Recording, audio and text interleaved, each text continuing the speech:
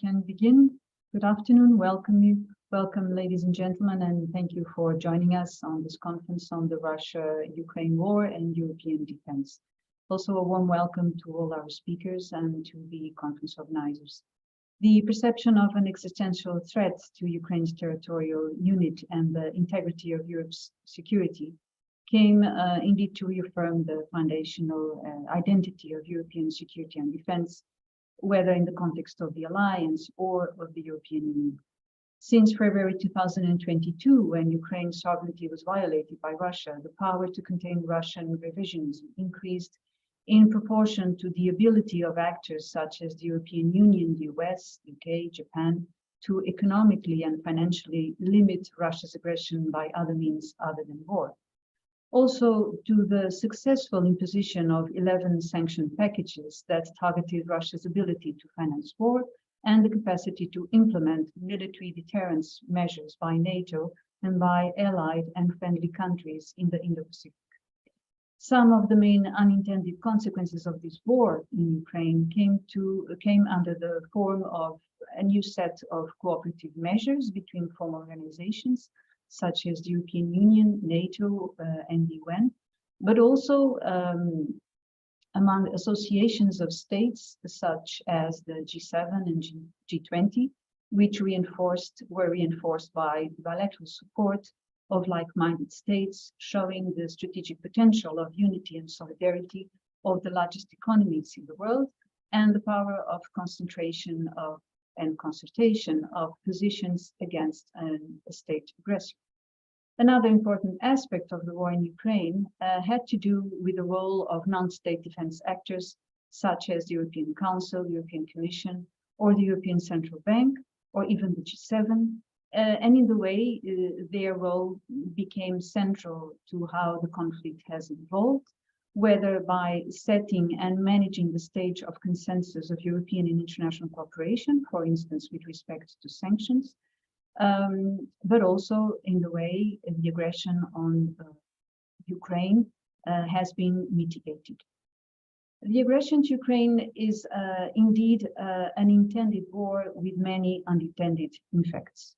One of those effects lies on the rapid evolution from a moment of strategic uncertainty and lack of consensus to a moment of strategic unity and affirmation of the basic principle of unity and indivisibility of European security architecture, which has in fact guided Europe's geopolitical order for the past 73 years. The war on Ukraine had also a positive impact, if we may say so, on European defense, and has worked as a wake-up call to governments and to defense communities. It was not so much the US strategic shift to the Indo-Pacific that mobilized Europeans for a stronger defense, but Russia revisionism. Its disproportionate use of force against a sovereign state and its aggressive and unjustified violation of its sovereign rights. This has, however, affected less the public opinions, which is a matter of concern, especially on how defense is perceived to be a central domain to state sovereignty, and European defense still scores low on the rank of priorities for Europeans, being considerably surpassed by concerns with employment, with health, or with the cost of living. And for organizations such as the European Union and its common security and defense policy, Ukraine staged a real scenario against which European countries and capabilities may be called to act in the near future, not only as a force for good, but as a robust force to ensure that the principles of international law prevail.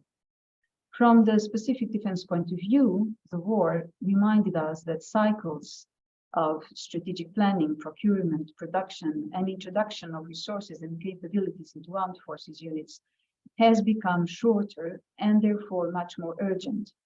On the other hand, war on Ukraine also came to uncover the effects of high-intensity warfare as a war that consumes an enormous amount of defense resources. And this type of war is very different from, in terms of pace and purpose, of stabilization operations or counterinsurgency, which the West has been fighting for the past 20 years in the Great Middle East. The European Union does not have technological giants nor large defense contractors, able to produce large amounts of systems and platforms in large scale. But this war, it's not a war of aircraft carriers and bombardiers. It is a war where the digital command and control, where coordination and synchronization of effects in time and in place, based on space-based information, as well as the use of artificial intelligence in intelligence analysis, may prove to be crucial in not losing the ball. Last, it came to prove the advantages of cooperation between NATO and the European Union, and it will press us to rethink the collective bargain with respect to decision-making, to risk assessment and evaluation of costs and means, whether in the near future we need to pool, to join, or to commonly develop capabilities. And with this, I would like to thank very much to all our 5 speakers for accepting the invitation to take part in this conference. I would also like to express my appreciation to Professor Carlos Gaspar and Professor Patricia Deinhardt for moderating the panel and for organizing the conference.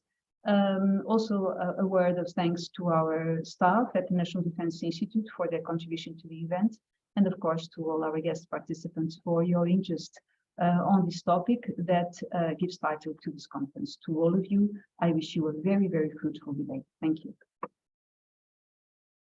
Thank you very much, Professor Isabel Ferreira Nunes. And I would like to extend a warm welcome to all our speakers who've accepted to be here at this webinar of the National Defense Institute today on the Russia-Ukraine war and European defense. I welcome also all our audience who's interested in participating in this event. And before I introduce our 5 speakers, I'd just like to point out some housekeeping rules. Firstly, that this event is being recorded and that it will be made available afterwards on the site of the of the National Defense Institute. And secondly, what we'll do is we'll ask that for the Q&A session that participants put their questions in the chat room, after which Carlos Gaspar and me, we will take the questions and put them to the speakers. So in terms of introducing our guest speakers, you have all had the possibility of reading their curriculum vitae on the site, on the registration, but I'll make it shorter in this case. Our first speaker, Gustav Kressel, he's a senior fellow at the European Council on Foreign Relations in Berlin. His topics include the study of Russia, of Eastern Europe and defense policy, and he's a military expert. And before joining the European Council on Foreign Relations, Gustav Kressel worked as a desk officer for international security policy and strategy in the Bureau for Security Policy of the Austrian Ministry of Defense from 2006 to 2014, and as a research fellow of the Commissioner for Strategic Studies at the Austrian Ministry of Defense from 2003 to 2006. He was also a research fellow with the International Institute for Liberal Politics in Vienna. Our second speaker is Ana Santos Pinto, who is assistant professor at the Department of Political Studies and assistant vice dean of the Faculty of Social and Human Sciences at Nova University of Lisbon. She's also a researcher and executive director of the Portuguese Institute of International Relations, IPRI, member of the Board of Trustees of the Luso-American Development Foundation, and a member of the Advisory Council of the Anna Lindh Foundation. Between 2018 and 2019, Ana Santos Pinto was the Secretary of State for National Defense of the Portuguese government. Thirdly, our third speaker, Justyna Gotkowska, is Deputy Director and Head of the Security and Defense Department at the Center for Eastern Studies, a Polish analytical institute based in Warsaw. She focuses on security and defense policy of Germany, Nordic and Baltic states, on NATO and the EU's common security and defense policy from a regional perspective, as well as on military cooperation in Central and Northern Europe. Justyna Gotkowska writes also about Polish security and defense policy in NATO, in the European Union, and vis-a-vis the United States and transatlantic relations. She was a visiting scholar at the University of the Bundeswehr in Munich and at the Norwegian Institute for Defense Studies, and is a regular participant in multinational research projects. Fourthly, Elena Davlikanova is a democracy fellow with the Center for European Policy Analysis in Washington. She's also an associate professor in the International Economic Relations Department at Sumy State University in Ukraine. She received her Candidate of Science degree, PhD, in management from the Sumy State University. Since 2011, Elena Davlikanova has worked for the National Democratic Institute and the Friedrich Ebert Foundation office in Ukraine, where she has contributed to the democratic development of Ukraine by implementing national level projects for the legislative, executive, and judicial branches of power, as well as to Ukraine's European integration. Finally, and last but not least, Monica Dias is Vice Director of the Institute for Political Studies at the University Católica Universidade Católica Portuguesa, as well as head of the PhD program of this school. Monica Dias leads a research group on peace and civil society at the Institute's Research Center and organizes the annual Summit of Democracies, a simulation of a meeting of democratic states for university and school students.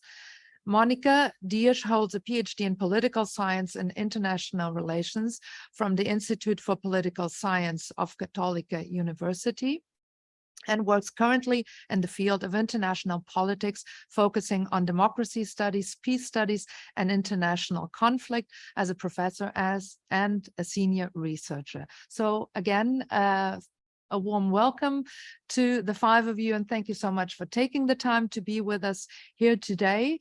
I will give the floor now to Gustav and asking him, as well as you all, to speak for about 8 to 10 minutes, we've agreed, and we look forward to then taking questions and answers. So Gustav, over to you, and we'll be interested in hearing about the impact that the war has had on the development of European defense. Thank you. Well, it's a very broad topic, so one could talk hours about this. I would divide my short remarks on the entire affair into 3 categories. The first are the kind of strategic outlook that has changed by the war. The second is the defense industrial component that is challenging. And sort of the third is day-to-day politics. The strategic change basically was that all these ideas to integrate or at least tame Russia's geopolitical instincts by bringing Russia closer to economic and societal spheres in Europe has died. This vision that most of the, at least Western European countries still had, got a severe dent in 2014, but it was only paused, but not cancelled. Sanctions were there in 2014, but they were not really deep. There was no break of economic relations back then. There was always this kind of talk that, yeah, once Russia would get back to the negotiation table, once Russia would withdraw from Ukraine, then relations would go back to normal. That's off the table. There is, even if this war ends, there's no back to normal, no back to pre-war after this. Some of the infrastructure for the sort of economic integration, like Nord Stream 1 and Nord Stream 2, are gone, and nobody's going to repair them. Russia has been expelled from the Council of Europe. Well, it should have been expelled a long time ago, but actually this time kind of Europeans accepted the reality that Russia wouldn't fit there anyway. We have no futile 10,000s approach to restart arms control negotiations, because we know that by now European security rests on our ability to defend ourselves, and we will not get shortcuts through arms control, confidence building measures and trust building, etc. around that, but it's about defense. The OSCE is a dead man that is still alive. It's kind of a zombie organization. It's not abolished yet, but nobody uses it and nobody has any hopes it will revive to any role in the future. So basically we are at the point where at least the fact of Russia's states of domestic affairs are accepted as reality. I would there is an argument whether Europeans have grasped the idea that generally the era of how would I call it, benevolent or good faith globalization has ended. Good faith globalization meaning that there is an ever more integrated economic and societal sphere, and the stabilities of the sphere and the mutual interest of everybody to be integrated with everybody creates a kind of compelling argument for cooperation, because we see similar revisionist patterns that Russia has in different shades and with different vocabularies, but also with other countries, most notable, of course, the People's Republic of China. But this is not yet what all European countries accept, but I guess we'll get there in a moment. So the defense industrial part of this, and this is especially for the EU part a big challenge, just as well as for everybody else. As mentioned in the introduction, the current war is the first war between industrialized nations after the Second World War in Europe. It's not a civil war in Samveristan where we project stability into, but it's a war between industrialized nations. And if we look into the Asia Pacific, there seems to be a further prospect of war between industrialized nations. So it gives us some lessons for how to prepare and what to do. And unfortunately, we are horribly unprepared for that. Just looking into the bracket of ammunition production, Ukraine needs roughly 1.8 million artillery and mortar shells per year. The US has ramped up its production from roughly 150,000 rounds per year to 280,000 rounds per year. The European Union has ramped up its production from roughly 300,000 rounds per year to 600,000 rounds per year. So even combined, we couldn't actually deliver up to the demand of Ukraine fighting this war. I just wonder how all these big guys who talk about deterrence on China think that they might actually support the US military in a long shooting war with this kind of enemy, which would also be a very target-rich environment. But nevertheless, we came to terms with the fact that our kind of piecemeal workshop approach to defense doesn't work very much. Further comparison, the Russians have produced 150 main battle tanks before the year, and for war production they at least try to reach a benchmark of 250 tanks a year. That's realistic. I mean, Medvedev's fantasy numbers I don't comment. They're for the vodka bottles, but we produce 24 Leopard 2s a year. Which is significantly less than 250. And even though a Leopard 2 is better, it's still 24 a year, and that's a shame. We now basically feed Ukraine by surplus stock from the Cold War and from peacekeeping operations where we use phased out MRAPs and other second line equipment to arm Ukraine. But it's not going to last very long, and then sort of our defense industrial problems will become apparent. Another issue we see in Ukraine, of course, is the use of drones on an industrial scale. There are estimations that per day, roughly 10,000 drones of all different sizes get lost in the conflict. Of course, we don't have the capacity to produce drones in that amount, and we are happy that that basically this can be fed by commercial producers from the Asia Pacific region, particularly China. We also see that the kind of peacekeeping equipment, even in the face of drones like the Bayraktar, or in Russian terms, the All-10, which are nice if you patrol Syria, but are completely unviable in a contested environment like Ukraine. They have been surpassed by cheaper mass-produced weapon systems that are expendable. And we struggle in Europe if we try to accommodate the speed of the development cycle, especially in cyber and electronic warfare, particularly electronic warfare, how fast Ukrainians need to adapt their systems and jammers to adapting Russian tactics and electronic warfare procedures. And this kind of constant development battle that is part of an industrial nation war. I mean, it was the same with the Second World War, the First World War, but it certainly does overstretch our peacetime acquisition and defense industrial development cycles. And we have a hard struggle to adapt to that. We have a hard struggle to adapt our financial instruments to provide enterprises with the capital and with the necessary R&D that actually can develop defense industrial goods in the quantity and at the speed that is required. And it keeps especially the Commission busy day by day because they are in charge of most of these instruments.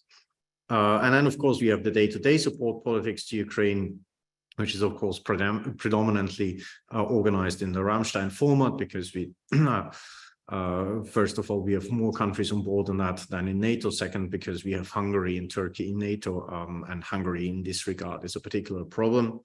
Then we have the various training initiatives, which are enormously important to allow Ukraine to regenerate their forces and to form cohesive units from drafted and mobilized personnel, both done by the EU, the UK, the US, as well as a lot of bilateral training initiatives. They usually don't go in the news, but they are horribly important.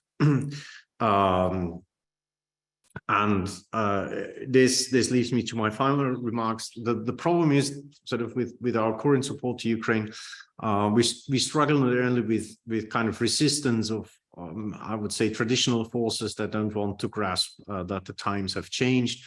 We also struggle with persistent bureaucratic resistance against, especially in the military, against supplying arms to Ukraine. They have been starved for 30 years now with their peace dividend, and they fear that if Ukraine, if their tanks go to Ukraine, if their artillery systems go to Ukraine, then they will stay in light infantry for the day come, because once Ukraine wins, there will be no Russian army to deter, so they don't have their good shiny tanks anymore. This is a really silly bureaucratic game, but it's present in almost each and every country. The problem with that is if Ukraine fails, and that's still a possibility, we have an enormous and gigantic security problem with Russia on our borders, and we are hardly prepared to deal with it. If Ukraine wins, we will still have that Russian problem, but that Russian problem will need 5 to 10 years to rearm itself. And these 5 to 10 years we could use ourselves to get ourselves prepared for the 21st century, because this, what we see in that war basically is a glimpse of what will or is about to come in the midst of this century, when the American-Chinese struggle gets more robust, and bandwagoning China, other countries who have a similar revisionist agenda, like, I mean, not only Iran, but I'm also looking, and not only looking at Russia again, also looking like countries like Turkey, and even looking at countries like Hungary, might want to sort of get their geographical record straight of the imperial ambitions they have, and that will be quite a contested place to be. And if you don't take the lessons from this war, if you don't sort of get yourself into the shape to be able to answer the demands of an industrial scale war, you will be in a very hard place then. So that's my short introduction. Thank you very much, Gustav, for setting the scene and for showing us how Europe and European security has become a contested place, regardless of whether Ukraine in the end wins this war or not. Given that you will have to leave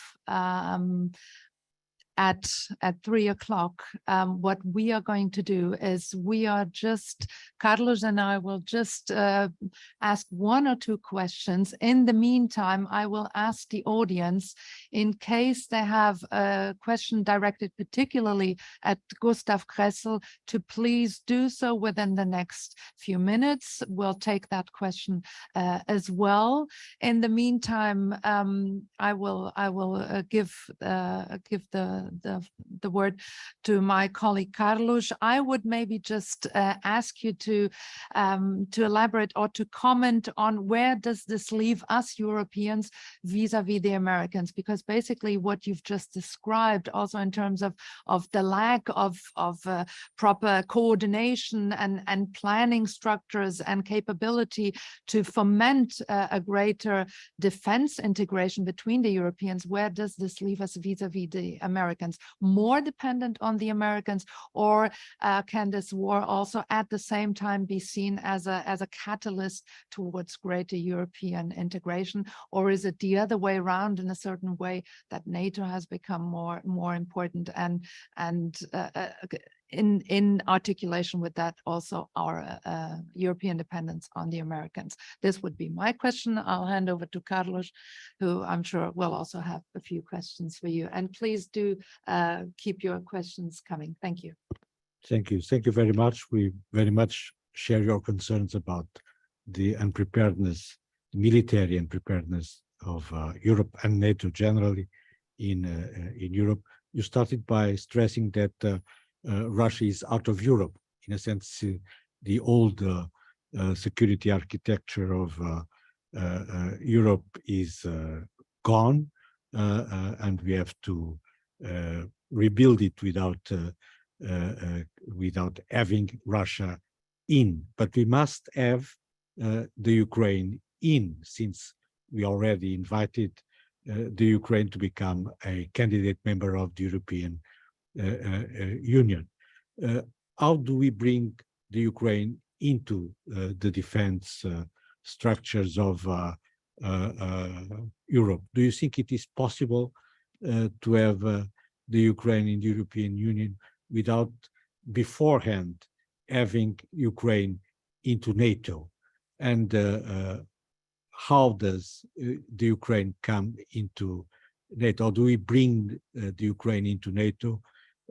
And when will we bring the Ukraine into NATO? Thank you. Thanks a lot. So on US-EU relationship, I think the importance of the US was underlined in bold letters with all attention and sort of emojis you can attach to that in social media times. And I would say even more than politically than militarily, that it was politically, without reassurance by the US, without the backing, especially in the field of nuclear deterrence, Europeans wouldn't have moved as much as they have moved. You can see that on defense support for Ukraine.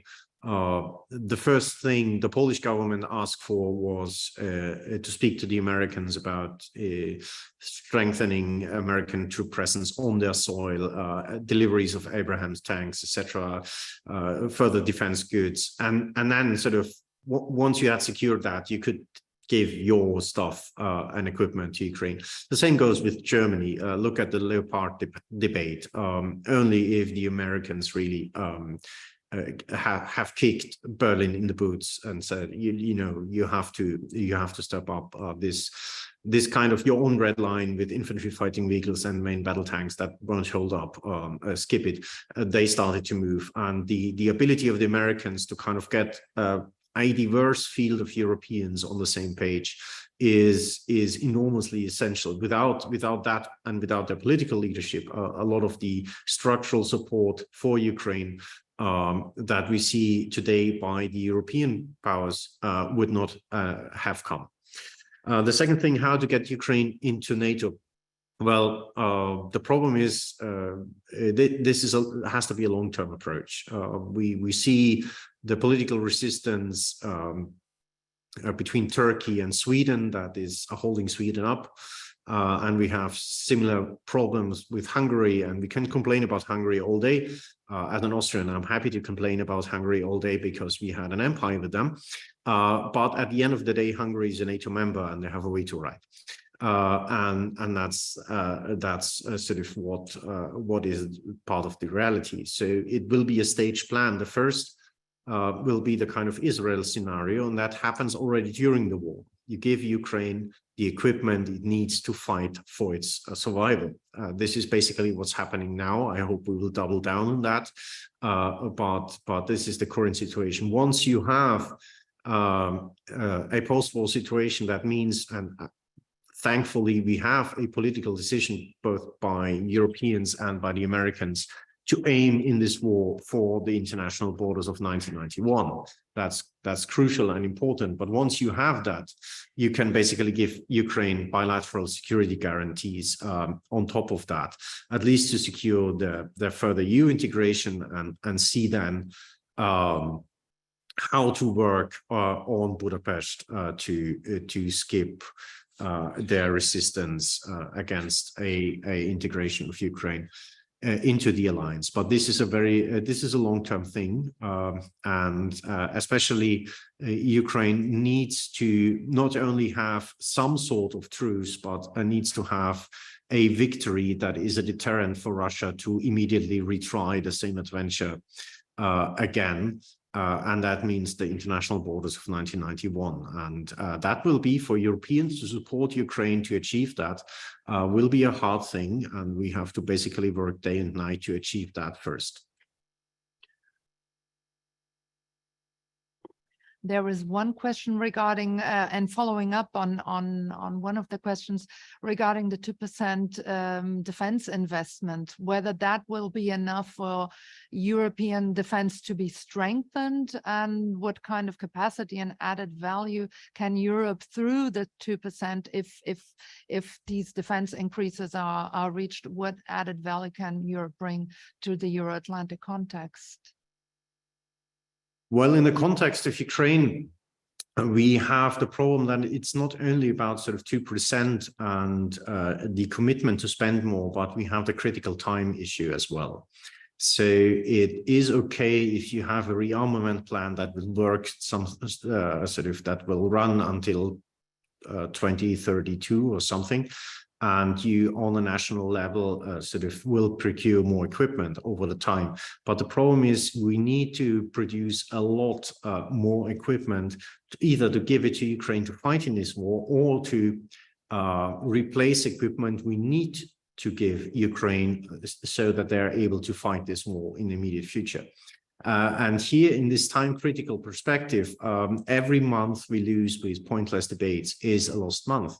I had a lot of conversation with defense industry and with defense officials about timelines of deliveries of certain heavy weapon systems, going back to April last year, when the Battle of Kiev was decided and we knew that Ukraine will survive in one form or the other. And there was always, when politicians saw these timelines, that you could get Ukraine 100 systems of Type X equipment within 1 year, or B equipment within 1.5 years. They said, well, that's too long. The war will be over by then. Well, we are 1.5 years after these discussions have happened. And if politicians back then would have decided to pursue this path, Ukraine would be, in terms of military supply and equipment, in a much better place than it is today. And the problem here is that still on a lot of key categories, basically everything else but ammunition, we don't have a viable defense industrial plan, how to immediately produce combat systems in the numbers required to sustain Ukraine in the war. All the second-hand Warsaw Pact equipment, there's not so much to give. And even those few armies that still have this kind of stuff, they will also want to have some kind of replacement over time. And what I still see are bilateral negotiations about small batches of deliveries, and then we have this typical European approach that every small country wants to have one national champion, somehow subcontracted by that, and thereby basically prolonging the delivery times, making things more complicated, etc. All these gold rim debates and contract negotiations last over month and month and month. And for Ukraine, 1 month is a time period you lose 75 tanks and 15 artillery systems, and you fire several hundred thousands of even up to 1 million, over 100,000 artillery rounds per month, etc. So the problem is that these time schedules, even if in many countries the financial side is clear by now, the time schedule doesn't work out, and that is a huge problem for the Europeans. Thank you, Gustav, and for pointing out the complexities of the bureaucracies and how that certainly is constraining on the development of the European closer defense integration. We will now give the floor to our next speaker, Ana Santos Pinto, who will also highlight the impact that the war has had on European defense, and hopefully also give us some indication on how the Portuguese side is looking at this issue. Ana, over to you. Thank you. Thank you very much, Patricia, for the invitation to the National Defense Institute, for the invitation to participate in this seminar. As a Portuguese, I have to say that I'm very happy to see so many participants in this webinar and interest in this topic. I would like to make that 2 points on the developments on the European defense and on the impact on the Portuguese defense policy. And regarding European defense, some things were already mentioned by Gustav Gressel, but I would like to highlight 3 main developments. The first one on the implementation and discussion of the strategic compass and the balance between policy narrative and the practice in the EU common security and defense policy. The second development on EU-NATO relations, and the third on the use of the EU peace facility. So when we look to the worsening of the tensions between Russia and Ukraine in the second half of the 2021 and the beginning of the war in February 2022, all these occurred at the same time that inside the EU and mainly between the member states, we were discussing the strategic compass that was approved in March 2022.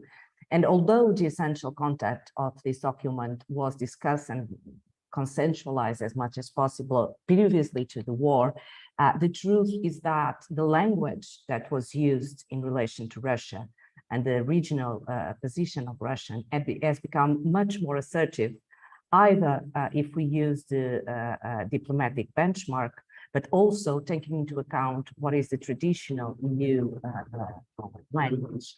So the war in Ukraine turned the goals and the instruments that were defined by the strategic compacts and compromised by the EU member state much more relevant, much more urgent on this implementation. So I think that the strategic compass has become not only a document used for EU strategic and defense narrative, but a political guide consensualized by the member states, as a strategic compass, of course, should be, with a roadmap, with the concrete steps to be implemented. And here is what I think is the central point of the development. Is or not the implementation of the strategic compass as expected? What are we doing, and the practice and efficiency of these benchmarks, these instruments? Where are we on the true monitoring of the strategic compass implementation? So my first development to synthesize is the opportunity for security and defense just to stop being a narrative, as it has been in the last years and decades, but take the shape as a true common policy. And I think we have the opportunity and the instruments to do so at this time. My second development is that the war in Ukraine provides a new framework to develop and implement EU-NATO relations, making the option of complementarity and not competition and inevitability.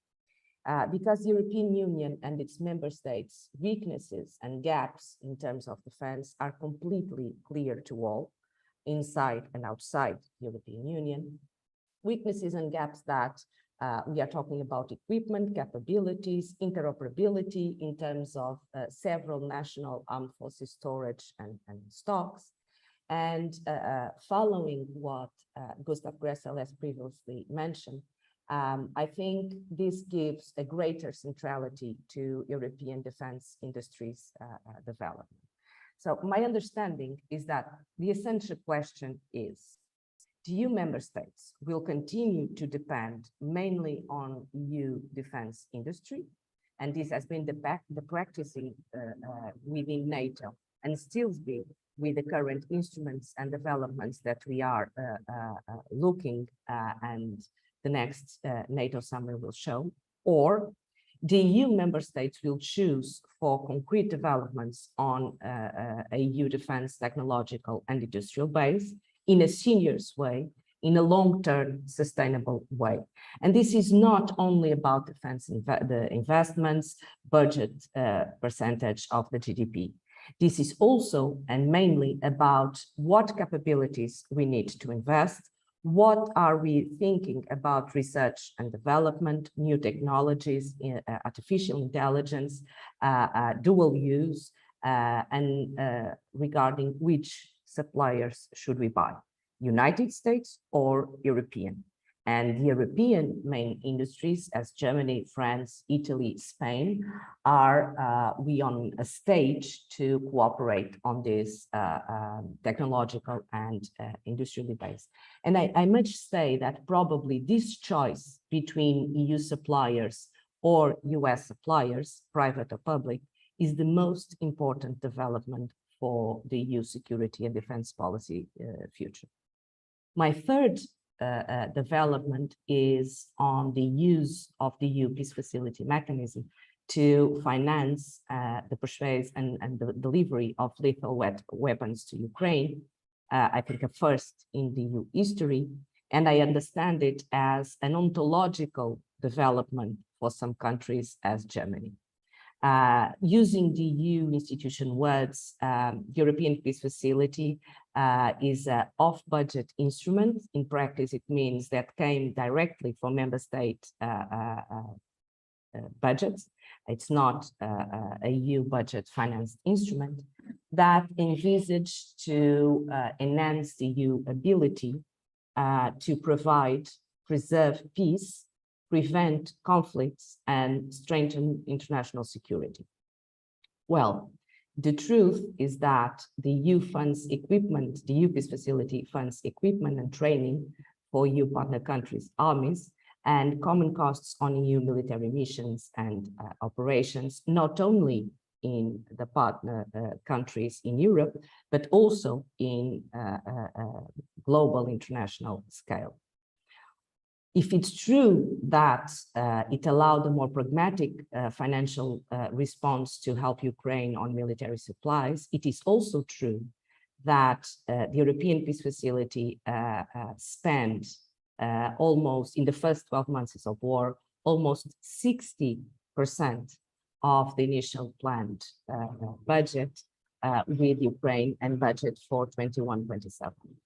And my point here is not only about calling peace facility mechanisms to the use that is a pragmatic response, there is no question about it, but also about the external perception that the EU is providing with the lethal weapons to another country, armed forces that, by the way, we don't know the end of this war and the needs that are going to how many years we are going to have this process going, and how can we going to finance another military missions and operations outside Europe.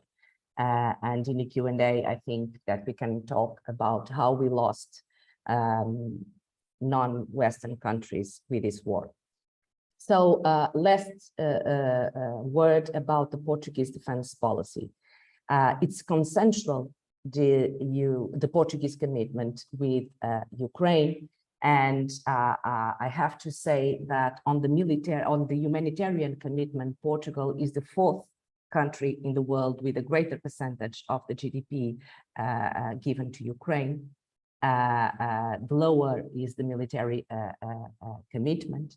But I think that the discussion in Portugal, that is at the same time that we are working and looking on the National Defense Strategy document, I think the discussion still very centered on investment and defense budget. Between 2014 and 2022, Portugal spent between 1.3 and 1.5 of its GDP and in defense. But that for me and the 2% is not the central question. The central question is, how do we spend this percentage of the GDP? And 72% of our defense budget go to daily maintenance, the general operation and personnel, and less than 5% to investment. This is the problem of Portugal today. It's not what we spend, it's how we spend and what we need to do regarding the budget, the EU defense budget. Of course, and I would like to highlight, Portugal is a welfare state that the greater percentage of its budget go to health, education and social security. And here opens the general guidelines on public policy debate. So this will be my first comments on the developments in European Union and in the case of Portugal impact. Thank you very much. Thank you, Anna. That was great too. And as you highlighted, the problem with knowing where and how to invest the 1.5% or whatever percentage the countries attribute to defense is a question not only for Portugal, but also for many other countries, for example, for Germany. So the question of overspending or over allocating in terms of how to distribute the percentage is a problem, not only here. Given the time and knowing that Gustav Kressel will have to leave our webinar shortly, we want to thank Gustav for being here, for staying with us for a few more minutes, but given that, I'll give the word to Justyna Gotkowska shortly and that you'll have to leave. A big thank you from the National Defense Institute for being here and all the best to you. And with this, I'll give the floor to Justyna Gotkowska, who will tell us a bit about Poland's situation and certainly the impact that the war has had on Poland's defense, security and defense policy. So I'll give the floor over to you. Thanks. Thank you. Thank you for the invitation and the possibility to speak about Polish perceptions of European security for Portuguese audience. I will start with saying that the Russian invasion of Ukraine has confirmed Polish perception of what are Russian goals and ambitions with regard to European security. And I would like to refer here to the 2 draft treaties that Russian Foreign Ministry has presented shortly before the invasion in December 2021, where the Russian goals with regard to European security have been clearly stated. And these goals are threefold. First one is that Russia follows a neo-imperial agenda and wants to subordinate the post-Soviet states. And the second one is that Moscow wants to create a certain buffer zone in Central Eastern Europe to go back to security arrangements from 1997. This is pre-accession to NATO of Poland and other member states in Central Europe. And third, that Russia wants to undermine the EU and NATO, limiting the sovereignty of small and medium states, and wants to co-determine European foreign and security policy. From Polish perspective, we will be dealing with an aggressive, authoritarian, in some aspects totalitarian Russia in the years to come, but at the same time an unstable Russia, as we have seen during the recent weekend. We need to acknowledging that the internal developments in Russia are pretty unpredictable, or maybe unpredictable. The Polish conclusion is that we need to prepare ourselves for worst case scenarios as a country that is located on the eastern flank, or some might say on the eastern front, bordering Russia with Kaliningrad Oblast, bordering Belarus, which is militarily, politically fully subordinated to Russia, and bordering Ukraine, that is waging a war with Russia. And from Polish perspective, as Gustav Gressel mentioned, Russia will rearm, will learn lessons from its invasion of Ukraine, might be looking for another opportunity, or will be looking for another opportunity to militarily and politically subdue and subordinate Ukraine, and might also strike against NATO member states, especially those on the eastern flank, Baltic states, Poland, first of all. And from the Polish perspective, the time frame that we have to rearm and to modernize and to strengthen deterrence and defense on the eastern flank is a bit shorter than Gustav Gressel presented.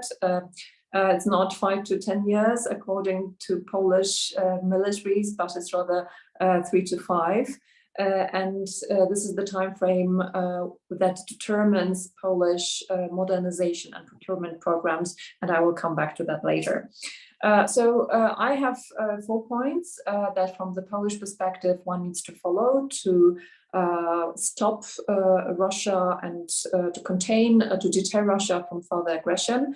And of course, from Polish perspective, Ukraine is the first line of defense. And apart from the continuous political, economic, military support, Ukraine needs to move from the in-between zone between the West, between NATO and Russia, and integrate with the West quickly, but not without the conditions. That means an EU and both EU and NATO membership for Ukraine in the coming years. If that doesn't happen, I think that, and the majority of here in Poland, of the Polish expert community is of the opinion that if that doesn't happen, we will have protracted conflict and war in our immediate neighborhood in Eastern Europe. The second point, Russia needs to be politically and economically isolated and contained for years to come. And the EU needs to prepare for long-term economic and hybrid war against Russia, with maintaining sanctions regime, countering disinformation and cyber attacks. And of course, NATO needs to do its part in strengthening defense and deterrence in military terms. I think it's worth to underline, as Gustav Gressel also mentioned, that the hopes that we might sooner or later come back to what we had with Russia, the state of the relations with Russia before the aggression, is misleading. Russia, with the current political system, does not want to be a partner of NATO, and hence we should finally bury the NATO-Russia Founding Act that gave Moscow a privileged status and with the NATO-Russia Council and curtailed military presence on the eastern flank. If there is a real change in Russia, a real change of political system, then we might think about some different arrangements of mutual coexistence. And third point, we need to strengthen deterrence and defense in Europe, first through necessary investments in national defense. And I think that all Eastern flank countries are currently aware of the gravity of the situation and the need of investing heavily in defense and deterrence capabilities. Poland is the first and foremost example. The current government has decided to spend above 3% of GDP for defense. This is written down into a law passed by the parliament. And actually this year, Poland will spend around 4% of GDP for defense, with ambitious modernization and procurement programs that have started before and first of all after the invasion, and huge investments, especially in the land forces, artillery, tank, infantry fighting vehicles, but also in the Air Force. And the time frame, as I said, this is of the time frame of the equipment coming into Poland is 2026, 2027. So this is a much shorter time frame, but that is in mind in the hands of the Polish political and especially military planners, that Russia will be able to rebuild itself much quicker than we think. What is important from the Polish perspective, this is the implementing of the structural changes within NATO that will reshape the defense and deterrence posture. This is all the issues that are currently being discussed before the Vilnius summit of NATO, developing regional planning, assigning specific forces to these plans, reforms of the command and force structure, more and more robust exercises, enhancing military mobility, reforming high readiness forces, adapting also nuclear deterrence posture due to the deployment of Russian tactical nuclear weapons in Belarus. What role for the EU? I think from the Polish perspective, the EU has a supportive role in defense policy through capability development and the support of through EU mechanism, through more arms industrial cooperation, through supporting and enhancing resilience across the EU, but also, first of all, through the transformative power that the EU has in form of the enlargement policy that has the potential to stabilize the EU neighborhood, especially in Eastern Europe, with Ukraine, Moldova, potentially Georgia. And I will stop here with my 4 points, and I'm looking forward to the discussion. Thank you. Thank you very much. Very interesting to hear the perspective of one of the countries which has most quickly reacted towards Russia's aggression on Ukraine, and also together with the Baltic states and other Eastern flank states have been telling us Western Europeans for years that ever since 2008 the situation had changed, and that Russia's understanding of the European security system was very different indeed from ours. And I'm sure that is raising quite a few questions in the chat room, which we'll take on shortly. But for now, I'll give the word to our fourth speaker, Elena, who will speak about from a perspective of who will tell us in part about the perspective from the United States, but also certainly from her own personal perspective. Elena Davlikanova, the floor is yours. Thank you. Dear Patricia, thank you very much. Thank you for inviting for this event and for organizing an event on such an important topic. And I also would like to thank Justina Gotkoska for this really nice perspective of yours, which really resonates with me as a Ukrainian, because as you rightly said, Russia has and must be isolated, otherwise there will be no internal change, there will be no peace and security in the European region. And of course, the timeline, according to our estimations, it's also will take Russia way less time than expected. And as our General Zaluzhny has said, Ukraine is preparing for the second war. So thank you for outlining these very important issues. And I will be speaking about the American perspective on what is going on European defense and security. And as Isabella Nunes already mentioned, the 24th of February 2022, as we all know, has become a wake-up call for European countries. And let's be honest, Europe has not prioritized the defense after the Second World War. After the end of the Cold War, and since 1985, NATO Europe spent on average 3.1% of GDP on defense, and it ended right before the beginning of the 1990s. And with the fall of the Berlin Wall, European countries didn't feel threatened anymore. So that's why they decided to take peace dividends, and by 2010, spending fell to less than 2%, and I will talk a little bit more about this 2% that Ana Santos Pinto already, tried to cover a little bit. So when we talk about the burden that is being shared by the United States and the European Union when it comes to ensuring European security, the discussions have been intense for decades because, well, maybe you remember it was 1950s when the Secretary of State John Foster Dulles already said and outlined that European security is right now, at that point was very much dependent on the United States, and President Obama complained on free riders.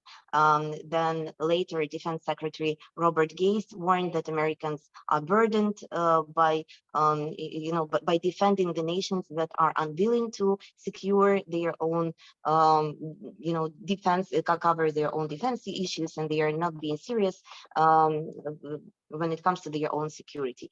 And of course, we'll remember also Donald Trump talked with Jens Stoltenberg, and it was a viral video when then American president outlines that America is investing way more from a way bigger economy than any other European state. So, all these debates, they were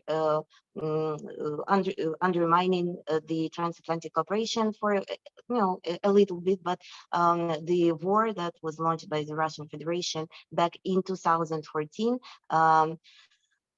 actually showed that transatlantic cooperation is very important, and America's commitment to Europe's security and collective defense is very essential. And even though in 2017, Secretary of Defense Jim Mattis, in his first meeting with NATO defense ministers, again, outlined that and mentioned that it is very serious that European states would reach this 2% goal because American taxpayers are tired to disproportionately share the defense of Western values. I guess, the message came through after 2014. Even though 2014 hasn't mobilized EU countries as it should have, still there was a visible increase in NATO spending commitments, and most of European NATO countries are trying to reach the 2% goal or have reached them. According to the European Defense Agency report, by 2021, this spending reached the historical height of 214 billion, and this is the 7th year of consecutive growth, which is extraordinary. But as was already righteously said, the question is not how much we are spending, but what we're spending it to. And Europeans were saying that we need to spend not more but wiser, because when it comes to military expenditure, the very definition contains defense ministry budgets, expenditures for peacekeeping, humanitarian operations, and even pensions, military pensions. And for example, in Belgium, this amount makes almost 30% of defense budget. So the question is, how much do we spend on defense equipment as such? And it turns out that in general, it's only 1/4 of these funds that goes on procurement of this defense equipment. And according to McKinsey estimates, before the war, before the full-scale invasion in 2022, Europe has already lost significantly its military capacities, because if we compare its capacities after the Cold War in 1992, so it lost almost 80% of in the number of battle tanks, almost 60% in the number of aircrafts. And even though this war, the current war, is a war of artificial intelligence and high technologies, I mean, Ukraine would very easily use F-16, especially they are very, very needed in the current counteroffensive. So it is very important for European Union to relaunch, reboot its defense sector. And currently, as was already said, there are real challenges, and the USA would only benefit from Europe as a more capable partner, which can satisfy its own needs by themselves, because currently Europe's security continues to be very dependent on NATO and on the United States. And even though we see this shift in pacifistic approach to Germany, for example, and it is undeniable that there was this Zeitenwende, still this idea of the European army can only be the long-term goal. Likewise, the idea of strategic autonomy of the European Union, just because there is not enough capacities, there is not enough raw materials, not enough professionals who can ensure the needs of Europe. Because if you remember, at the very beginning of the invasion, Eastern European countries, especially Poland and the Baltic states, they were questioning the response of NATO in case that they are attacked. And well, the overall fear that if Russia would actually reach its goal in Ukraine, would Europe be able to counteract Russia's aggression to the same extent if it is not being helped by the United States? And if EU can become such a military power that can be standing alongside the United States, I mean, it's a very big question. According to McKinsey modeling that was done recently, if even Russia had not invaded Ukraine, European defense budgets would have been risen, and significantly, almost up to 500 billion by 2026. However, we need to remember that current recession and inflation would eat about 300 billion of that budget. So no matter how much we increase, we need to understand that the capacity, the cumulative loss of buying power is there, and it will be also true for the Department of State, which will lose also about 500 billion in purchasing power over the next 5 years. And this brings us to the issue that was already discussed. It is about the coordination within the EU, which is very crucial because, for example, currently European Union operates more than 5 times as many weapon systems as the United States, which again raises question about fragmentation of the overall system and interoperability and so on and so forth. And as was already righteously mentioned before, the question of putting the united goals over the national interest is very important. Currently, very many European states are promoting the interests of their own producers of military equipment and ammunition. But I mean, I think that coordination here is crucial, taking into account scarce resources that Europe has, and taking into account that we will have even more money, we will need even more money with regards to helping Ukraine right now, not only militarily, but financially. And then after the victory of Ukraine, also we need funds for reconstruction of Ukraine. So I guess, we do understand it's not that easy. And the my last point is that American think tanks believe that the war the full-scale invasion of Ukraine has significantly strengthened transatlantic relationships. It once more showed the importance of transatlantic ties, and the Biden administration was very clear that this is their goal and that they will stick with Ukraine and with Europe, and was, as was mentioned before, that without, by Gustav told about that without US backup, Europe wouldn't probably go as far as it did. And the war in Ukraine also stopped the pivot to Asia, because for the United States, China has been the first threat in their agenda for a pretty long time. Right now, Russia has become, also a very important threat to deal with, even though I believe that the United States has to have a way more clear strategies on what to do with Russia, what kind of scenarios there could be, how US may react to that, especially if we talk about possible deconstruction of the Russian Federation in its current form and shape. So this response of the US to the war in Ukraine demonstrated Washington's indispensable role in European security due to military and intelligence capabilities. And I think that another very important issue that we might discuss later on in the Q&A session is Ukraine's accession to NATO, because when we talk about European defense and security, we should understand that Ukraine is right now a cornerstone of the peace in Europe, because Ukraine is fighting for not only its own existence, but it is fighting for peace in the homes of every European. Thank you very much, Elena, and for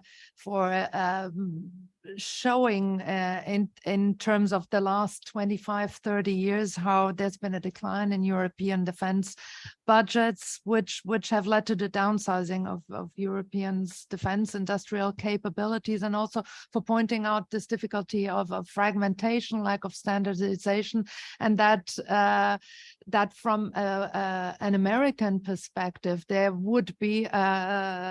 is support for greater European defense cooperation on the one hand, but then on the other hand, we as Europeans have also seen that sometimes the Americans have shown some contradictions, some ambiguities as to the extent of support they are willing to give to this furthering of defense cooperation, also given the enormous defense industrial interests of American companies, as previous speakers, of course, have pointed out. But overall, the point that you've made certainly is that there is an interest in greater burden sharing, and NATO's upcoming Vilnius summit will certainly head in that direction. So thank you.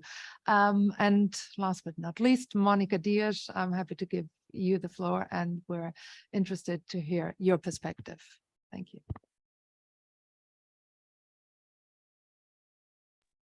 So thank you very much for your introduction and invitation.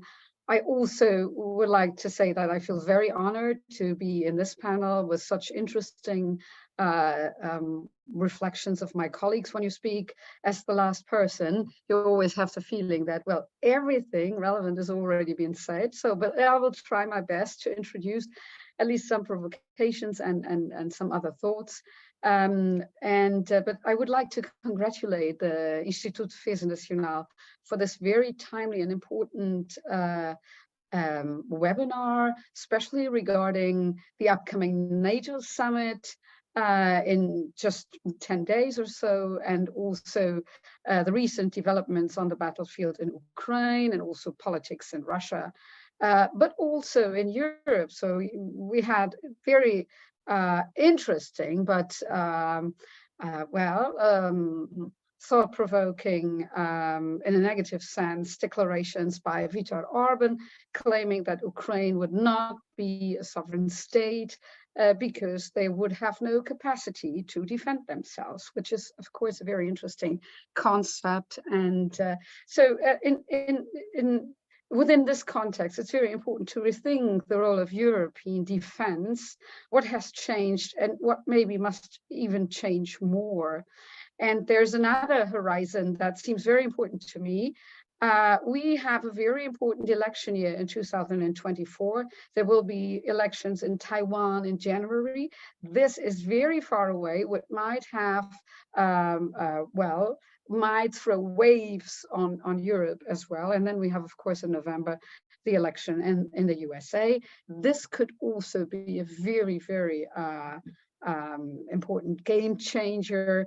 In any case, Europe must be able to respond. This is this is the perspective that we're looking at. And in a year, it is very difficult to make predictions for even 3 days in the context of war. But this will be a whole year that will be really very, very challenging. So let me just focus on 4 different changes that this war has brought in and that are also challenges for us. So one word that has been featuring Russia's war of aggression in Ukraine is maybe Zeitenwende. It represents a complete change of era, or more specifically, of world order, but also of fears and hopes. This change was long a topic of intense and difficult debate. Indeed, the search for a new world order started maybe already in 1989 and 90, with moving patterns and trends varying from different shapes of what Raymond Aron distinguished as a principle of empire or a principle of cooperation. So what were the moving patterns and trends? So we can go from, and you all remember this, the possibility of a unipolar moment, very often discussed, the role of multilateralism, global governance, even in the sense of, for example, presented by Marion Slaughter, with horizontal bonds all over the world, Habermas' famous or infamous post-national constellation, a scenery of new wars and global disorder, a return to a kind of middle-aged sort of barbaric turn.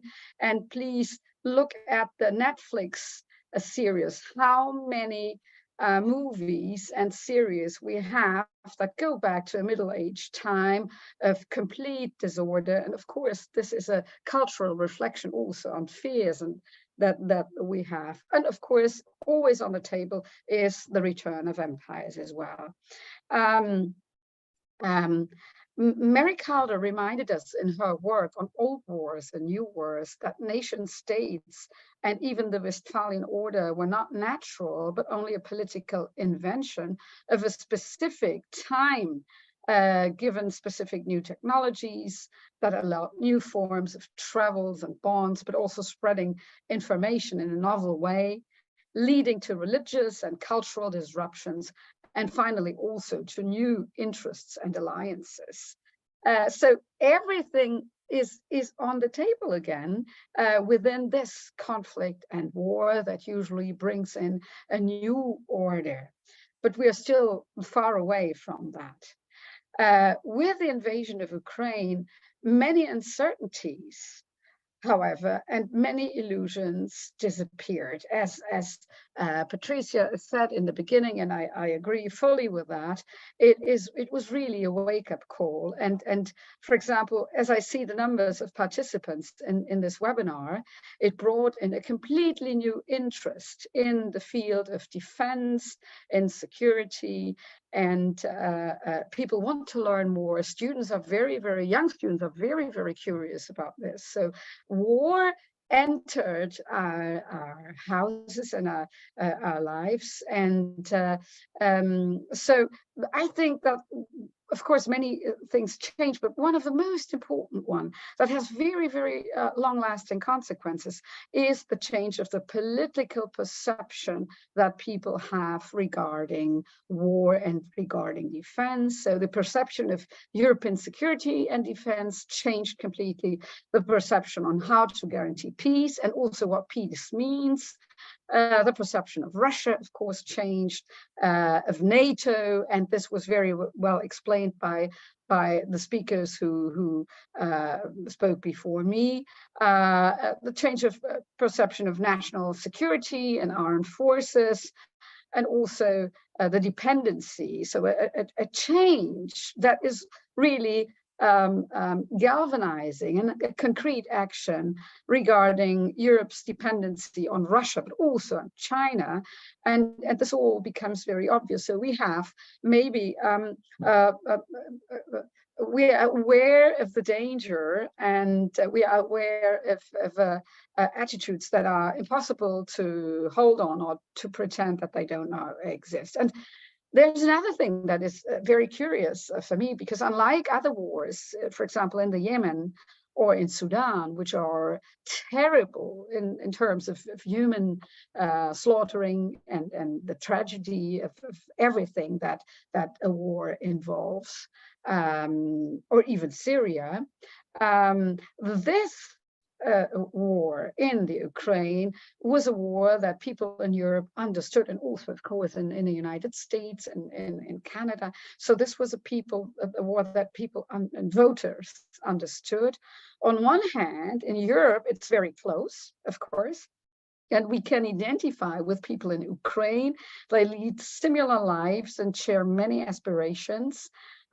Ukraine is widely accepted as a sovereign state, maybe with the exception of the Crimea, but anyway, so this sovereign state is accepted, and so on the other hand, the aggression of one country that invaded another country and violated clearly international law is a much more easier war to understand. There's a clear actor, there's a clear aggression, and there's a clear war narrative. So this makes us much more closer to waking up, to the awakening.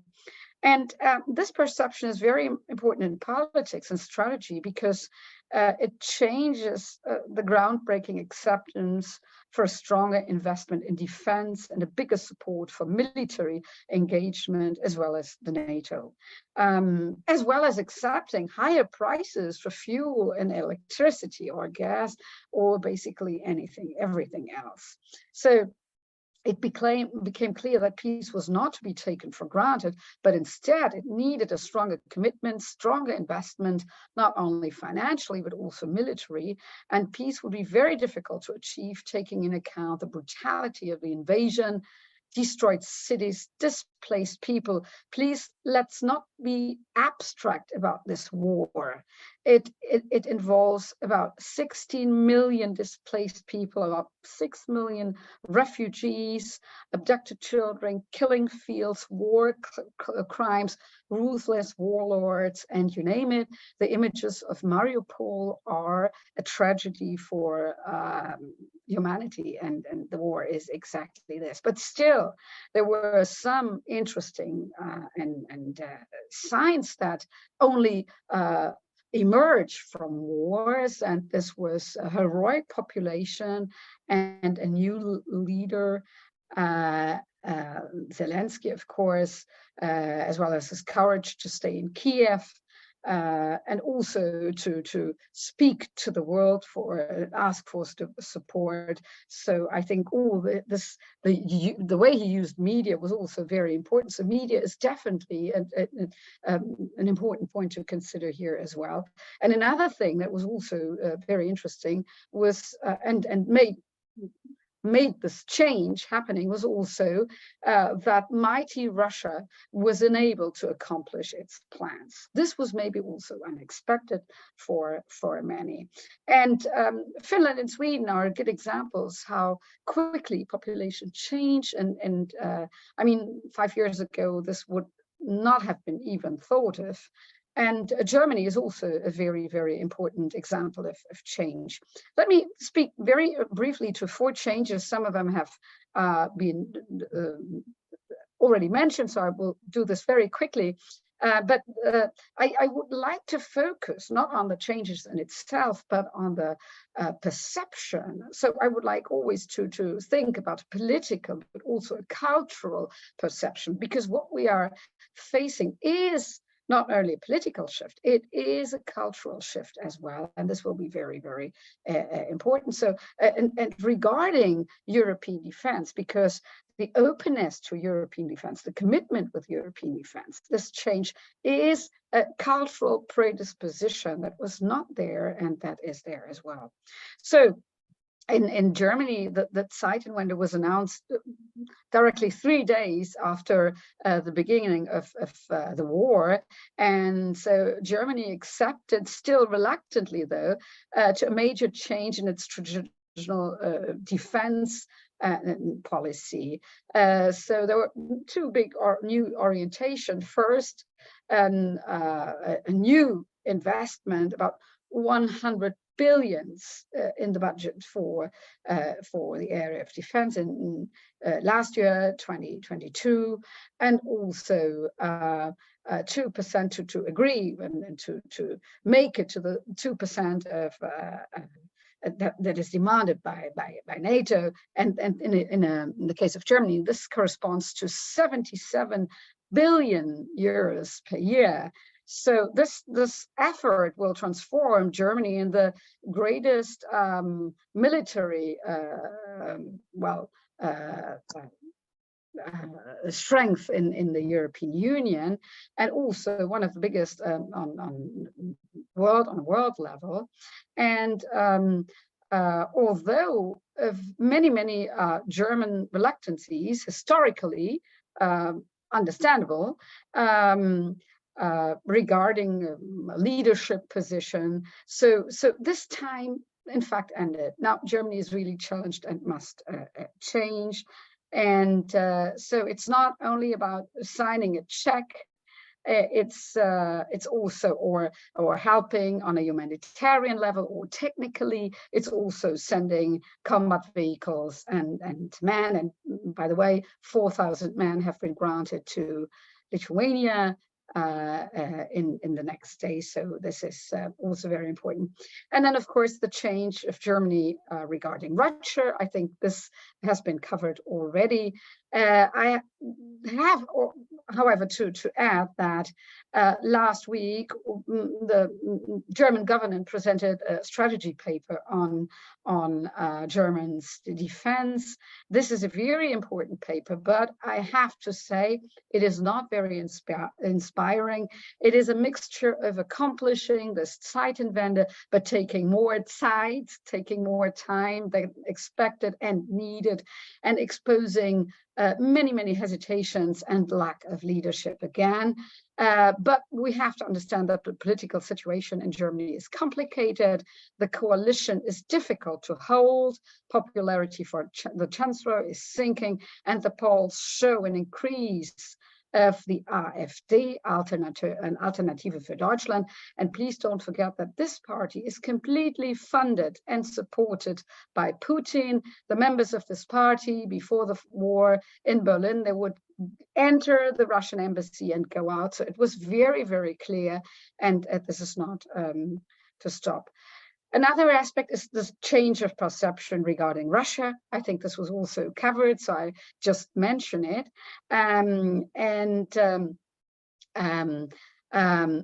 But I would like to add, just as a provocation to maybe all of us, including myself, I think that there is a certain arrogance today regarding Europe's and USA tragic trust in a political shift in Russia.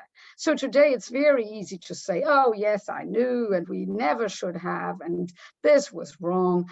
And yes, since the first election, and only maybe more or less transparent election of Putin, he has taken control of the state, eliminated opposition, destroyed civil society, smashed human rights and free press, changed school books and the history of Russia, and finally canceling even the moderates. This all is true, but it was also legitimate to believe in the specific context of the 90s that Russia could change as other European states did. There were strong support of civil society in Russia. Freedom of the press and freedom of the internet. Integrating Russia in the G8 was a possibility, in fact. So this idea of Wandel durch Handel, a change through commerce and economic relations, had given very good fruits. So the Ostpolitik was, after all, crucial to the fall of the Berlin Wall. So couldn't work at another time again.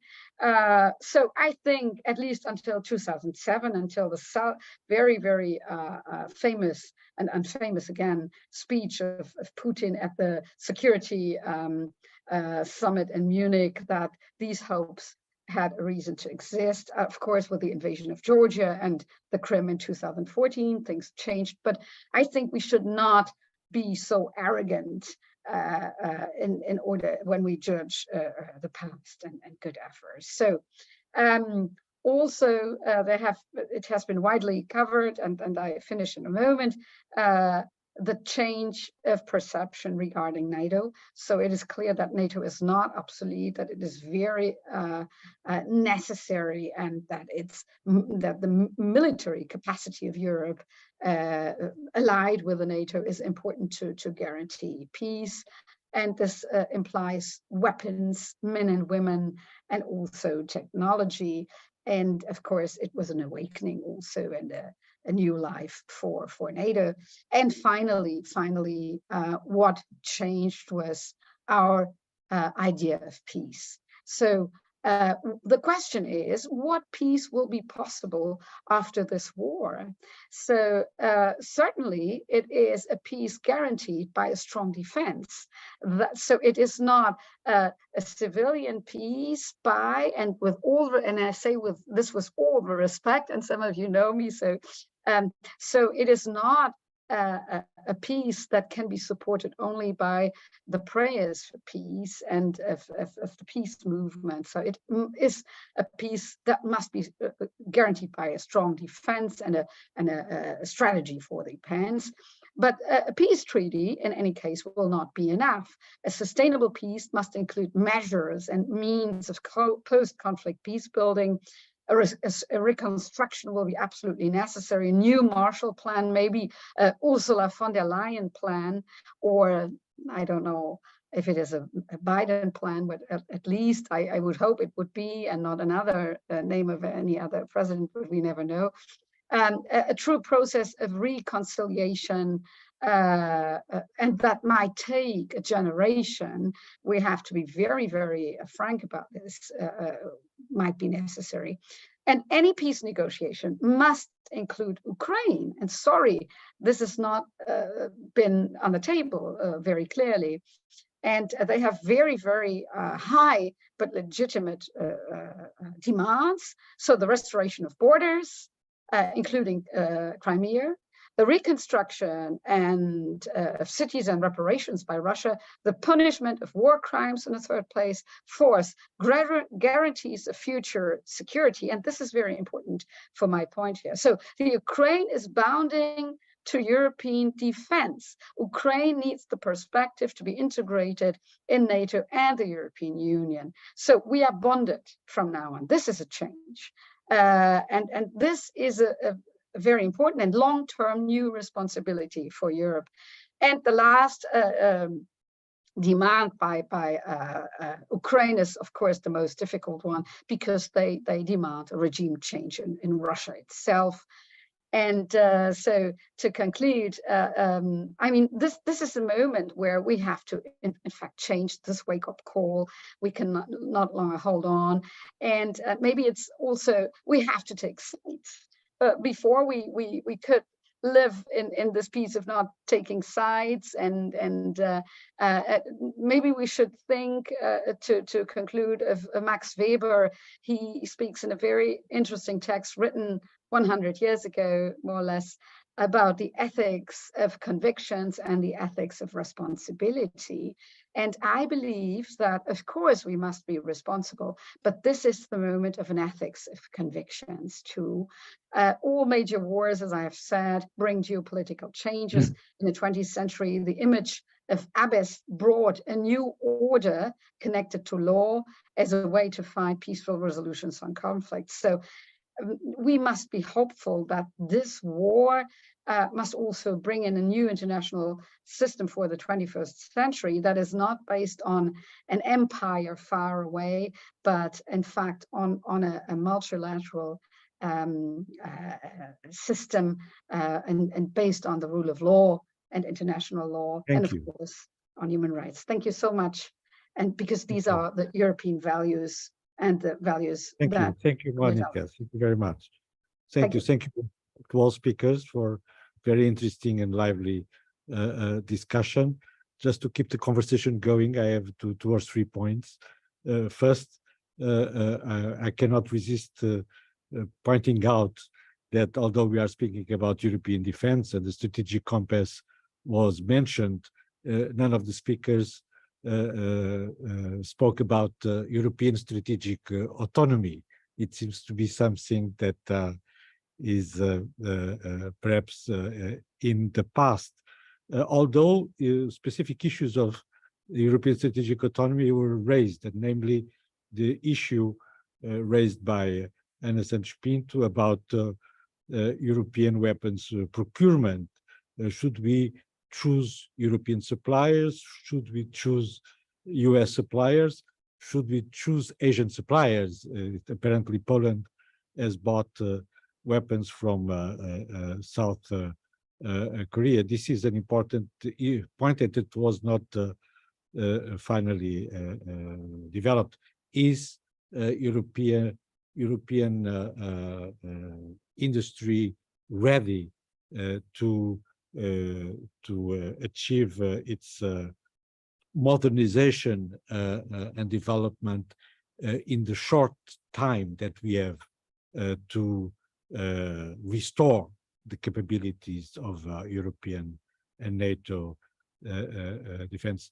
Nobody spoke about the Prigozhin mutiny, which I think changes everything in the Russia-Ukraine war. We don't know how to deal with a weakened Kremlin leadership. And I think there is good reason to fear that the most probable response to the Prigozhin mutiny will be an attempt by the Kremlin leadership to reassert control and to recover some kind of initiative on the battlefield, including a risk of escalation. And this brings me to an issue that Yulia Gotkovska mentioned about the stationing of tactical nuclear weapons, Russian tactical nuclear weapons in Belarus, and the need to strengthen the NATO deterrent. Is Poland ready for nuclear sharing? Now that the NATO Russia Founding Act is all but defunct, should we envisage this possibility of including Poland among the NATO countries which have tactical nuclear weapons in their territories? I think an important issue. And I wanted to go back to an issue that the last two speakers referred to, and I also raised it with Gustav Gressel, which is the question of bringing in the Ukraine to the European security architecture.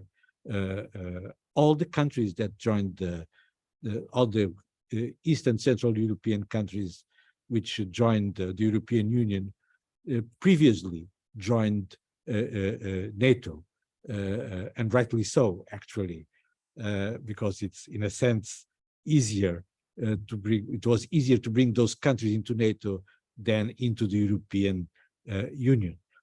Apparently, this is not the case with the Ukraine, but I think that it is critical at this juncture to give a clear sign to the Ukraine about how and when it will join NATO. And I would very much like to hear your opinions on this. Thank you very much.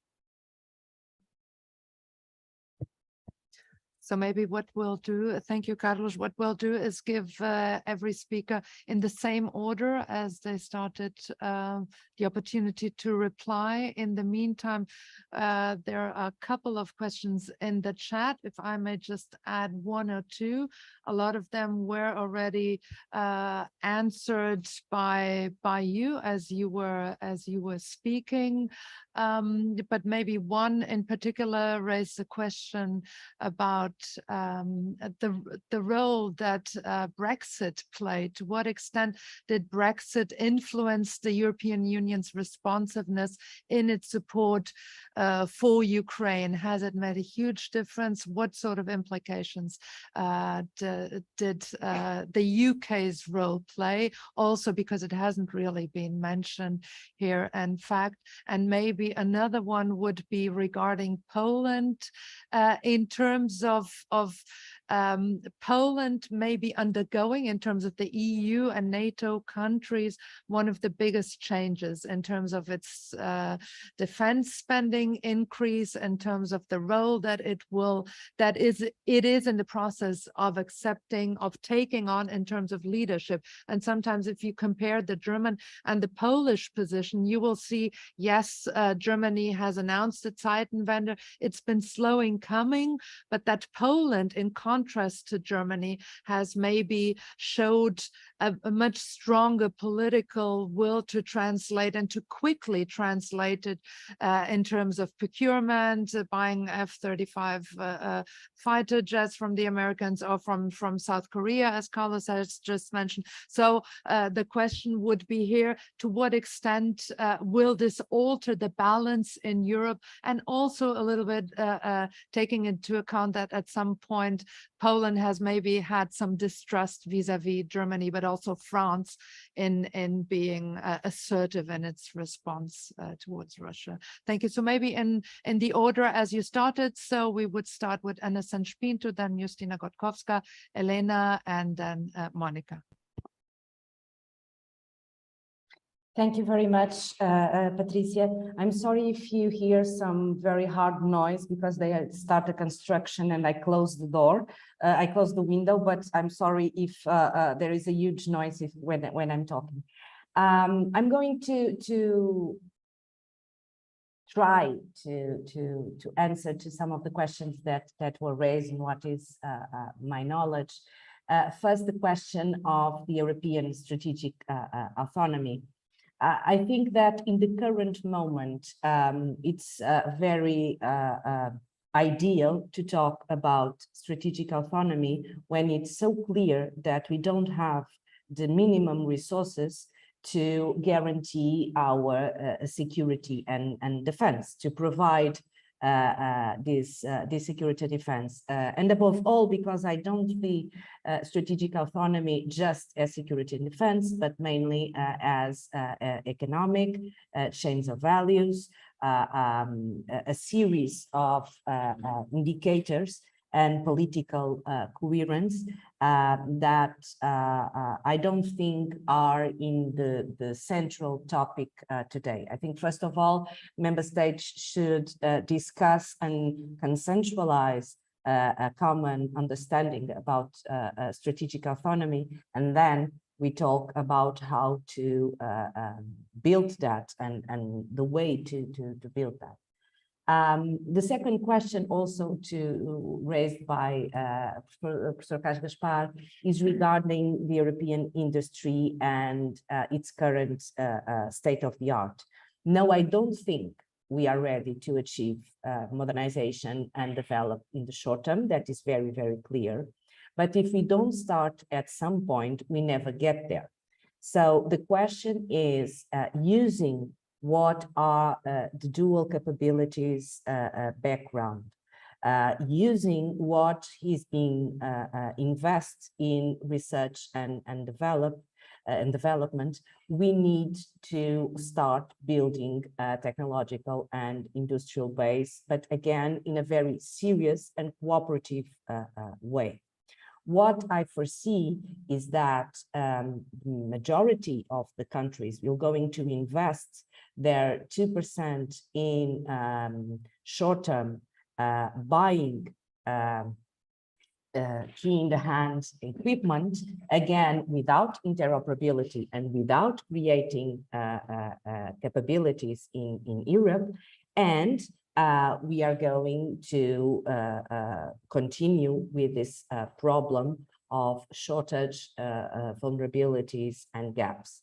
The way that we need to discuss, I think, regarding European industry is, and particularly the case of defense industry, is first of all understand that there is a huge difference between member states.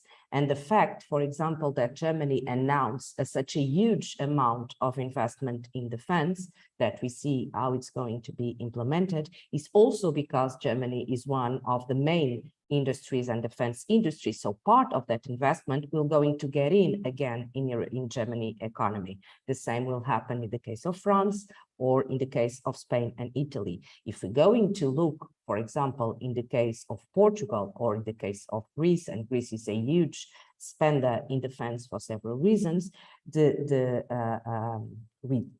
what returns to to Portuguese economy is very, very low. So unless we change this approach, it will be very difficult to convince member states to invest and develop in the case of defense and security. And then we need to really understand that only in a cooperative and collaborative way we're going to do this. And the European defense capabilities on common procurement doesn't have a very bright history, or short history at minimum. I don't have any particular knowledge on the question of the Prigozhin moment, as I like to say. So I just a small word on the United Kingdom role on this topic. I don't think we can talk about European defense as such without United Kingdom.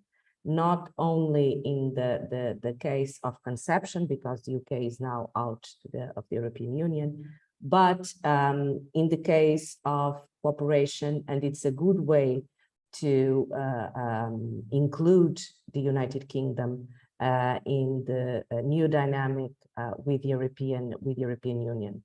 With the knowledge that United Kingdom has on technology, on industry, with the resources on human resources, I think it will be an error to not include United Kingdom on this cooperation, because I think it's mutual beneficial for the United Kingdom regarding the European market and for the European member states regarding the know-how that United Kingdom has.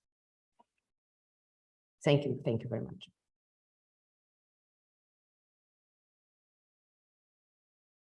Justyna Gotkowska, please. Sure, thank you. I will start also with my short remarks on European strategic autonomy. I think this has been a non-starter for Poland already before the Russian invasion of Ukraine. Poland has always perceived the US as a key ally in guaranteeing European security and NATO as a prime platform for collective defense. So the Western reaction to Russian invasion of Ukraine and the US leadership role, the US military, economic, financial support to Ukraine has shown that the European strategic autonomy is for now as a dream that is far away from us. And I think from the perspective of Warsaw, it would be wise to talk about and to focus on European pillar within NATO, on European member states of NATO taking more responsibility in implementing all the structural changes that are being discussed right now with regard to collective defense, a larger role in implementing regional defense planning, in designing forces and military mobility and exercises. Europe has a large role, or there is a possibility for European member states to play a much larger role within NATO. With regard to procurement, there was a question whether this should be a dimension of the European strategic autonomy that we should focus upon. From the Polish perspective, with the priority of acquiring equipment quite quickly, and equipment that Poland has delivered to Ukraine, especially tanks, IFV, infantry fighting vehicles, artillery, and support and enhancing own military capabilities. So with this priority, there was a little room for maneuver with acquiring large amounts of such equipment in Europe. And this has been a reason why Poland turned to South Korea, which additionally provided for, or will provide for some more substantial industrial cooperation than the European partners are willing to go into, or would be willing to go into, in case of Poland. And I think this is the case of that was mentioned here, how to shape European industrial base more cooperatively, so that not only the biggest member states like France, Germany, Italy, Spain have advantage of European procurement or increasing European procurement in defense, but also medium and smaller states like Poland, like Portugal, and others.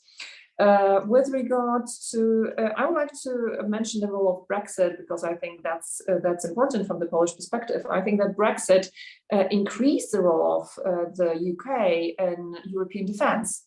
It's a paradox, I think, but from my perspective, the UK had the will to show that it is present on European continent, that it is an important player, and it has been the UK that has been the most agile and most willing European partner to support Ukraine, to engage on the eastern flank.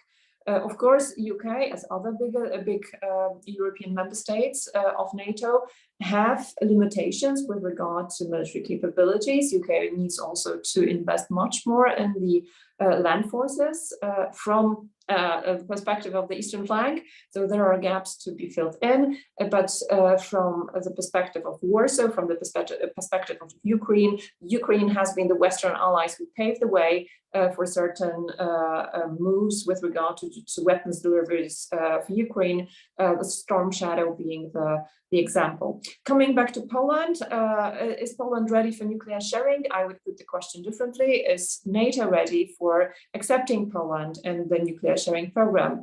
I think Poland has understood that there is no willingness on part of Washington to change, to make any substantial changes to nuclear sharing and to admit new countries. With Poland buying F-35s, the proposal that has been, I think, semi-officially put in the media from the Polish side, it was making Polish F-35s able to carry nuclear weapons, tactical nuclear weapons, but without stationing of US tactical nuclear weapons in Poland. So basically Polish F-35s would use the German, Dutch, and other US bases to carry nuclear weapons. But I think for me, it's an outdated, or it should be an outdated discussion. I think we should discuss whether this model of nuclear deterrence within NATO is still functional. Whether the reliance on gravity and nuclear tactical bombs, this is the way to go. Whether other means of for conveying nuclear strike for NATO are I think that should be rethought. Poland undergoing the biggest change on the eastern flank, I think that's true. I think with the 4% of GDP for defense, with the big procurement programs ongoing, Poland will have the strongest land forces in Europe, probably, especially on the eastern flank, and that will be much bigger than the German land forces. If we see the procurement of and the numbers of how many tanks, infantry fighting vehicles, APCs, artillery, especially Poland is procuring, that will be much more than Germany, and hence in the regional defense plans, Poland will play a bigger role. I think the ambition is also to cooperate much more with regional partners, Baltic states, Nordic states, Central European countries, and to take on a more responsibility. We will see how that will develop. Partly in cooperation and partly, I think, in a kind of rivalry with Germany that we are seeing now. I think that Polish elections will be crucial in how this cooperation, especially with Germany, will be carried on in the future. And I will stop here. Thank you. Thank you very much, Justina. And given that we're pressed for time, I will need to ask both Elena Davlikanova and Monica Diaz to please stick to 3 minutes maximum in their answers, as we have to wrap up. Thank you. Okay, thank you very much. So I will be very short. With regards to strategic autonomy, as I mentioned in my remarks, I totally see that there is currently no basis for European strategic autonomy when it comes to defense. And I think that Anna Santo Pinto already explained why. I totally agree with that statement. And moreover, the new discussion about autonomy coincided with the hopes in Europe to come back to business as usual with Russia, because these talks were at the time when US was pressing on continuing to help Ukraine as long as it takes, while some European countries were hoping to wrap up as soon as possible and sit down and negotiate.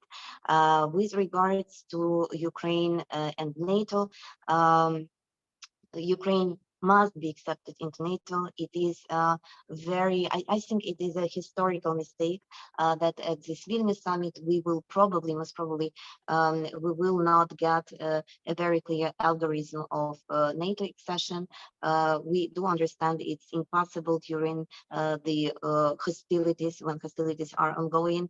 However, it seems like we will get guarantees instead of assurances, and basically this would be it. And in Ukraine's perspective, we see that it doesn't coincide with the interest not only of Ukraine but of the whole European Union. And as for nuclear weapons, well, Ukraine used to have the third biggest nuclear arsenal, and we are ready as a country that had this experience to host some nuclear weapons in our territory, because if we had nuclear weapons, I guess this level of atrocities would have never been possible.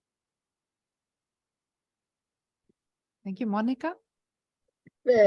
Thank you very much. So very quickly, important question. So first, European strategic autonomy in 3 sentences. No, because I think there's no financial means. There's no political will.